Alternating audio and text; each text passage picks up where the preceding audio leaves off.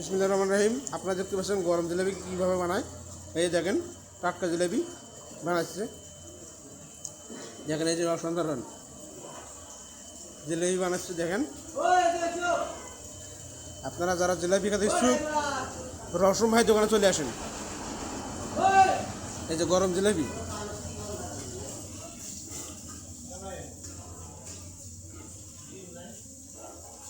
কতক্ষণ সময় লাগবে ভাই? এটা 5 মিনিট সময় লাগবি। 5 মিনিটের মধ্যে হয়ে যাবি।